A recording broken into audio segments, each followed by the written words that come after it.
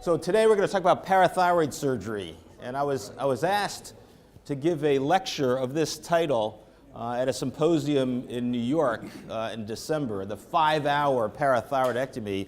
How is this possible? And so I actually gave it a lot of thought. And first, my disclosure, sorry, same as yesterday. They haven't changed. And so I considered this. How does that happen? A 5-hour parathyroidectomy. And it can happen really one of two ways. Either an inexperienced surgeon who maybe shouldn't be doing this operation so much, or an experienced surgeon who encounters a series of unanticipated findings. Okay, and so just back to this volume outcome relationship that we've been talking around, and Jim Denaney mentioned it again. The more we do of something, the better we get at it. And I don't know if you read Malcolm Gladwell, excellent writer, and has a book, Outliers, where he focused on this concept of 10,000 hours of devotion to something to master it. Okay, and it turns out that number holds true, whether it's a professional baseball player, a violinist, or a surgeon. So the more we do of something, the better we get at it. And this has been demonstrated in virtually every discipline of medicine, especially surgery, different surgery fields, and including parathyroid surgery, mostly from Johns Hopkins. Lower complication rates, shorter operations, shorter hospital stays, less expensive surgery when you do a lot of this. So this is something we know about. So with that as the backdrop, it's sort of astonishing to learn that this is a paper published out of University of Michigan, 14,000 parathyroidectomies in 1 year performed by 6,100 surgeons. And you can do the math. It's 80% of the operations were done by surgeons who do 3 or fewer cases per year, 1 case a year, 2 cases per year. And again, for me, I have learned that this is an operation, perhaps more than any other, where volume and cumulative experience makes a big difference. And I've done 1,200 cases, and they talk about learning curves and inflection points where you get better. I'm still getting better after 1,200 cases. Actually, this is probably closer to 1,400 cases now. So let's talk first about how, for the lower volume surgeon, we can make a more effective, safer, but more effective operation. And then we'll talk about how do you have a 5-hour parathyroidectomy when that's all you do, and I'll show you how that can happen. So we published a paper in Operative Techniques a couple of years ago, kind of discussing some of these nuances in parathyroid surgery. It's a much more challenging operation than a thyroidectomy. And so I'm going to go through some of these concepts to hopefully keep you out of trouble. And the first potential issue is misdiagnosis. And especially if you're in a rural part of Louisiana and you don't have ready access to an endocrinologist, you become the endocrinologist. So you have to kind of understand that part of managing the patient is diagnosing it. So sometimes it's not a surgical disease. So vitamin D deficiency, and I still get patients referred frequently from primary care physicians who the patient has an elevated PTH, a calcium stone cold normal, and usually that's vitamin D deficiency. That doesn't require surgery. FHH, right? It does happen. It's rare, but it does happen, so we want to be on the lookout for that. And by the way, when you're evaluating a 24-hour calcium collection, make sure that the volume of collection is adequate to give you the answer, because you can think somebody has this disease and it's just because they weren't assiduous about capturing the volume of urine. Then there's non-PTH mediated hypercalcemia, sarcoid or malignancy, that sort of thing. So sometimes it's not surgical. And then sometimes it is surgical, but you believe it's not. And so this is a common concept where if the calcium is 11.5, the PTH should be suppressed, should be 0 or close to it. If it's not suppressed, that means you have an abnormal parathyroid gland, even if it's, quote, normal. It's not normal in the presence of a high calcium. So in the presence of hypercalcemia, the PTH should be suppressed. If it's not suppressed, then we know the patient has primary hyperparathyroidism. We call it inappropriately normal, or the PTH glands, the parathyroid glands, are non-suppressed. So it's not normal relative to the calcium. That's probably the most common error I see, that surgeons think the patient doesn't need surgery because the PTH is normal, or endocrinologists sometimes make that mistake as well. Sometimes you have true normal calcemic hyperparathyroidism, and this is one of these, it's a diagnosis of exclusion. I make this diagnosis a handful of times per year, but in somebody with very advanced osteoporosis, lots of kidney stones. Sometimes the calcium is normal, and yet we operate on them and generally find an adenoma. Okay, number 2 would be not misinterpreting imaging. So misinterpreting imaging. And so we love it when we have the sestamibi scan that looks like this. It's, this is called the light bulb sestamibi because it lights up like a light bulb exactly where we know we need to be. But they're not always like that, right? And so one of the things you have to look out for is rapid washout. And so this was a patient that had a scan done elsewhere, and they got the delay film was done at 3 hours, and so it looks pretty non-localized. The first thing we did was repeated the scan and got the early phase at 2 hours. And you can see this is the adenoma right here. And so you want to be careful about that rapid washout that can occur, and this was confirmed at surgery. And so you want to read your own scans is another concept here, because this is another patient where if you look at the delay, and this is truly, this is about as negative as it comes, but if you look at the early phase, even though we focus on the delay, if you look at the early phase, you can see that left thyroid looks a little bit taller than the right, and that sometimes can be a clue. And in fact, that was in fact a parathyroid adenoma. So you want to look at the early phase scans as well. And Peter Angelos in Chicago kind of quantified this concept of the height of the thyroid relative to on a sestamibi scan relative to the ultrasound. And he has a whole algorithm that he's described. We kind of eyeball it and kind of use a gestalt. But you certainly want to look at that early phase scan. And so volume outcome relationship, here it is again, even for the sestamibi doctors. So they see more scans, they get better at it, and I had this kind of a sense that our guys were pretty good. So what do? We look at the data, and sure enough, out of a selected group of outside scans that were negative, and the patients showed up at our institution, among those 18 negative scans, we reread them, and 5 of them we read as positive. In the other 13 patients, we repeated the scan at our institution. All 13 were positive. I was even surprised by this data. So if you're doing an increasing volume of parathyroid surgery and you're not happy with your sestamibi scan results, you may consider other options of where to send your patient. You can have false positives with sestamibi, and so this one looked to us sort of like a right lower, so a little bit of something here, but at surgery, the right side, this was actually a thyroid adenoma, which can look like a parathyroid adenoma, and the parathyroid was on the other side. Ultrasound. So as you increase your volumes, you're going to want to learn to do ultrasound. It is very powerful for parathyroid disease. I do it for thyroid as well, but I find it essential for parathyroid disease. And when you have an obvious adenoma, it helps you surgically, because the sestamibi tells you, yeah, it's on the left side, right side. It doesn't localize it as well as ultrasound can. So there's some thoughts about ultrasound, and so turning the probe to do a longitudinal view can help identify the orientation of the adenoma and therefore distinguish it from a lymph node. So here's an example of a rounded lesion that can look like a lymph node. This one's a big one, so it's probably not going to be, but you get the idea. But when you turn the probe, you see how it's standing on end. That's always a parathyroid adenoma. If you turn the probe and it's still round, that's probably a lymph node. You can explore for the pedicle with the Doppler. I don't do that as often. On my first pass through, if I don't see the adenoma, I do it again and I train my eye deeper, because if you don't see it apparently at the first go around, it's probably a deep adenoma, and if you just focus your attention, you'll often see it.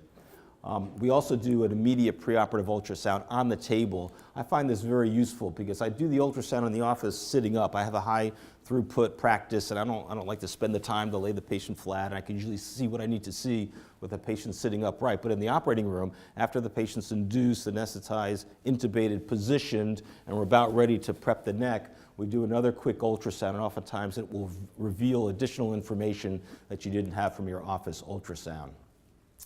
What about the reports that we get from radiology? So if the ultrasound report, and I get a lot of these from the outside, if the ultrasound report says normal thyroid except for a posterior hypoechoic thyroid nodule, guess what? That's the adenoma. If the report says normal thyroid except for posterior hypoechoic thyroid nodule, and then an FNA is done, and this happens, of that lesion, and it shows follicular cells favor follicular neoplasm, that's still the parathyroid adenoma, and notoriously difficult to characterize on cytology and will look like a follicular neoplasm. That's the parathyroid adenoma. Third common error that you want to be on the lookout for, and the most common reason that I have to do reoperative parathyroid surgery, is the overly descended superior gland. What are we talking about here? So this, again, the most common cause for reoperative surgery. And the etiology of this is on two-dimensional planar imaging. It looks to be a lower pole adenoma, presumed to be an inferior gland, right? And so it can look like this. So this looks like a, hanging off the bottom of the thyroid. And so what happens is the dissection doesn't go deep enough, so well-meaning surgeon goes in, finds the inferior parathyroid glands. It looks normal, but what do? They take it out because the scan says it's the inferior gland. Of course, that doesn't help the patient. If they went deep enough, they'd find that it's a paraesophageal, overly descended superior gland. Remember, the inferior glands are ventral to the nerve, but ventral, and the superior glands are deep to the nerve, wherever they end up embryologically, north-south. Okay, so it's an important concept. And so with three-dimensional imaging, you'll get a clue about this, because you can see how deep this is. It's sitting on the spine. Even though it's low, it's deep, which means it's going to be a superior gland. So this is what it looks like endoscopically. So this is the bottom of the thyroid, trachea, recurrent laryngeal nerve, esophagus, and then deep to that is the adenoma. And these are the easiest re-op cases I do. I take a lateral approach, it's undissected, I just go down to the esophagus and it's right there. And I don't feel like I've done a thorough exploration until I can see the esophagus. Make sure you're down to the esophagus, and then you can feel like you've been thorough. So the pearls here, if the inferior gland looks normal, don't remove it, okay? Trust your instinct, that looks normal. Even later in the case, when you still haven't found the adenoma and you're feeling a little bit more desperate, that normal gland starts to look more and more abnormal, that looks a little plump. Don't you think that looks a little plump? And there's instinct to remove it. Don't remove it. At most, biopsy it and have your pathologist tell you it's normal. And again, as we said, you want to go dorsal to the nerve, expose the esophagus. You can actually jump there without finding the nerve as long as you go lateral and deep, and you'll have a better exploration. Sometimes it's a question of inappropriate or inadequate access. And again, you're hearing this from the guy who's known for small incisions, and that's great when you can do it, but when you need a bigger incision, make a bigger incision. One thing I'm not a big fan of is the lateral incision. This is popular some places. I think even here in Charleston, some people use this. I think it's inhibitory to doing a bilateral exploration, right? Sometimes we're faced in a difficult surgery. Do we go and look on the other side? And you don't really want to do that, but sometimes you feel like you have to. If you're starting with an incision that's lateral on the other side, it raises the bar to go to the contralateral side, because now you have to make another incision or extend a big long incision. I don't want to have that inhibition for me to look at the other side. I want to have a low threshold for looking on the other side. So I like a central incision. Remote access, even worse. There are people that are doing transaxillary approach to parathyroid disease. I've done one remote access, and they had prior surgery on the other side, so I knew there wasn't going to be a bilateral adenoma problem, but I think that can be problematic. And again, in the proper location, make sure your incision is big enough. And sometimes we start small, and if I encounter issues, then I'll just make the incision bigger. But the endocrinologist is not going to be impressed with a small incision if the patient's not cured. So, other technical issues. So, just some finer points. So, bleeding is really problematic, and I like what Rocco Bellantoni says about parathyroid surgery. He says it's color surgery. It's about distinguishing the colors of thymus from thyroid, from lymph nodes, from fat, from a normal parathyroid, and you lose the ability to distinguish all those colors if you get 1 teaspoon of bleeding. Everything becomes red, and it all kind of looks the same. So I'm fanatical about no bleeding during parathyroid surgery. Lymph nodes can be problematic, especially in a patient with Hashimoto's disease. That's sort of a red flag when I'm evaluating the patient, because the thyroid doesn't respond as well to retraction, number one, but number two, you have a lot of little lymph nodes. Each one of those can look like a parathyroid adenoma. We mentioned the thymus, thyroid nodules, the tubercle. As you do more of this type of surgery, you recognize that the thyroid tubercle of Zuckerkandl can look just like a parathyroid adenoma, and you remove it and it's thyroid tissue. Muscle, I mentioned yesterday, sometimes can mimic it. I tend to nowadays, I don't really look for the adenoma. I look for the fat that contains the adenoma, and that's often the clue, especially for these overly descended glands. You'll see a little bit of fat superiorly, and you chase it down, and there's the adenoma. So think about looking for fat. Nerve dysfunction. One of the things I do nowadays is I don't routinely find the nerve on the side I'm working on, and when let's just say I'm done exploring and I want to go to the other side, rather than, and I want to know, as I said yesterday, bilateral paralysis bad. So I want to know before I go to the other side that this side is okay. It's actually easier to just go to the carotid sheath. You crank up the nerve stimulator to 3 milliamps. You don't have to find the vagus. You just kind of stuff the probe in between the carotid and the jug, and you'll get a signal. So that's a very quick and easy way. It takes 10 seconds rather than finding the nerve and tracing it out. So I recommend that highly. Okay, so that's sort of tricks for the lower volume surgeon. Now, the question is, how can this happen to the high volume surgeon? He has all this experience. How do they do a 5-hour parathyroidectomy? And I'd say do the math, all right? So if you're using the assay, and I'm going to make the presumption that we are, I think that's the optimal way to do parathyroid surgery. This is the turbo PTH that I used for several years. Takes about 35 minutes. As I like to say, just because I use the word turbo doesn't make it fast. To me, it's an eternity, waiting 35 minutes for a result, but that's what I used for several years.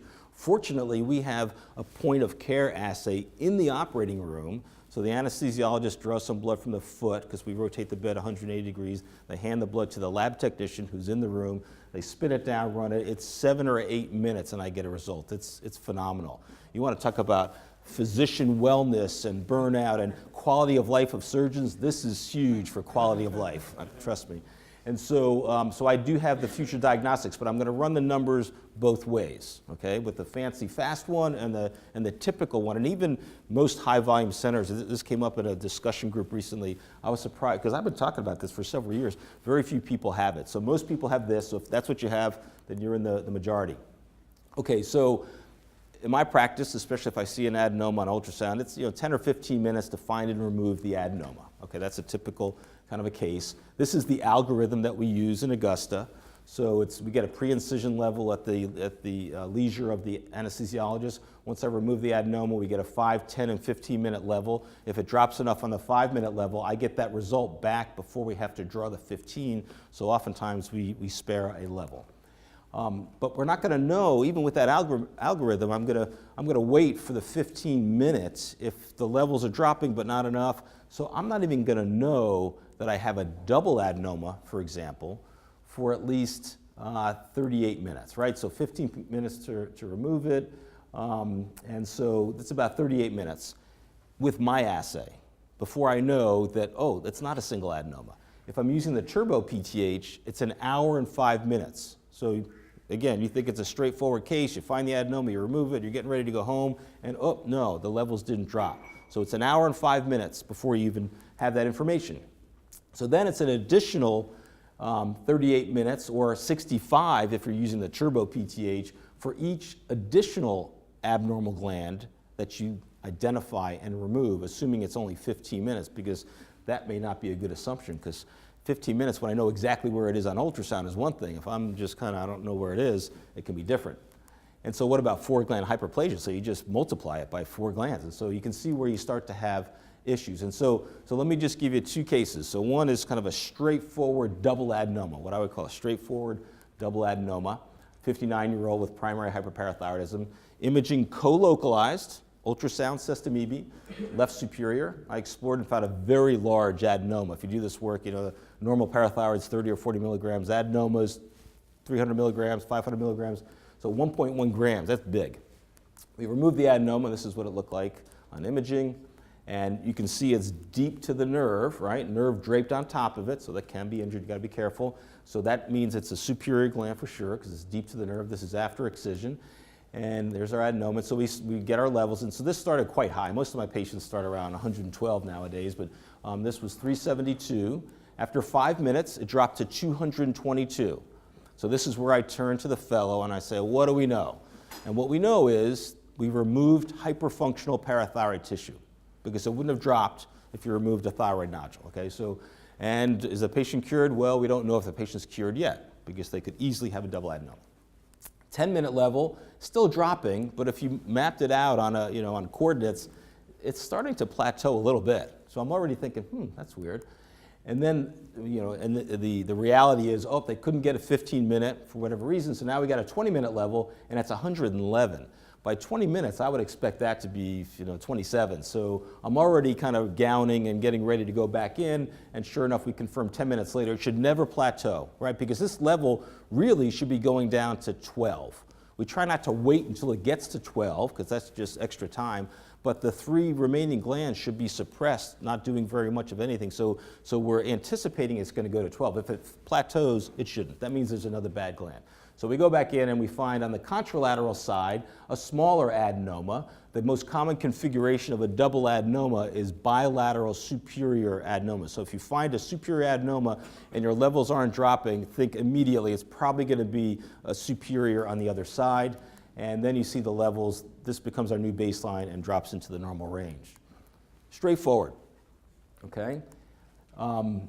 With the point of care assay, this still took an hour and a half because of the fact that you have to wait, determine that it's a double adenoma, then go back in with a point of care assay. With the turbo PTH, that's going to be 2.5 hours. And I see double adenomas 10 or 15% in my practice, even with localizing imaging. So that's a straightforward case. What about the not straightforward case? So this is a patient I had about 3 or 4 months ago from the Savannah area, 66-year-old with, again, clear-cut hyperparathyroidism. There's no question about the diagnosis and the need for surgery. Imaging, a parathyroid adenoma, inferior lateral to the inferior margin, lower pole, left side, same coronal plane. So you can see it here. Washes out mostly, but you can just see it there. So I go in thinking it's left inferior gland. I find the left inferior gland and it's normal.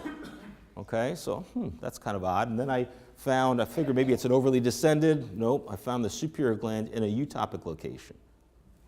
So then I go to the other side because maybe imaging isn't always correct, and I found both normal glands on the other side. So I found 4 normal eutopic glands, and I wanted to make absolutely certain. So I actually biopsied them, so you can see normal cellular on all 4 of these. So now I have found 4 normal glands. Okay, now what? Any thoughts? Do what now? Yeah, right. Other than that. Oh yeah, very good. Jugular vein. So there's other things we can do to get a clue here. And so you can sample, because now I don't know where this thing is. We still have the imaging says left, but I don't know, I found 4 glands. So bilateral jugular venous sampling can be very helpful. You want to get it as low as possible to at least get a clue on which side do I want to be, just to lateralize. And Denise Carnero-Pla, who's here in Charleston now, showed just a 10% difference. You don't need a big difference. 10% difference intraoperatively, that's preoperatively. Intraoperatively, only 5% difference. So I think of it as my poor man selective venous sampling, okay? So that's what we did. And so we sampled the right side 160, left 175. That's a 10% difference, plus or minus. And so, okay, so at least now I know I got to focus more on that left side. So additional exploration. I don't believe in removing the thyroid lobe generally, but it did have some nodularity in it, and we had kind of beaten it up anyway, and sometimes I take down the upper pedicle to improve my access, and I low threshold for doing that. And so we removed it. We removed the thymus, because that's another common place for a supernumerary ectopic gland would be the thymus. We removed it. Skeletonized the esophagus, as I said earlier. You can get to the submandibular triangle from below if you work hard at it. That's another place where you can see an ectopic gland undescended. And sent those specimens. Thyroid completely negative, thymus negative, nothing. So now what? So I'm getting ready to raise the white flag here. I had already opened the carotid sheath to stimulate the vagus nerve. I thought, well, before we close, let me just open it a little bit further. And sure enough, there it was, the carotid sheath parathyroid adenoma, supernumerary. So we see carotid, vagus, IJ, and our adenoma, and 450 milligram parathyroid adenoma. So that took 2 hours and 50 minutes. And when you're used to doing a parathyroid in 30 or 40 minutes, that's like an eternity for me. But with the turbo PTH, easily more than 5 hours. Back in the days when I used that assay, easily more than 5 hours. So it can happen in certain circumstances. Just a couple, I'm almost finished here, just a couple of comments about the speed of the operation. We all know Tom Cruise's famous movie. But I would say doing an operation fast doesn't necessarily correlate with success, as a well-known colleague reported. So you're probably aware of, if you're not, you should be, if you do parathyroid surgery, the Norman Group down in Tampa, because they have a very strong internet presence. And so they wrote a sort of a controversial paper several years ago, why they abandoned unilateral parathyroidectomy after they were kind of the champions of it for many years, after 15,000 parathyroid operations. The first question I have is, why did it take 15,000 operations to figure out you were doing it wrong? But in any case, 6% recurrence rate, and that led them to now do a 4-gland exploration in essentially everybody, and a biopsy. So they biopsy all 4 glands and just take out the adenoma. They still call it minimally invasive. To me, how is that minimally invasive?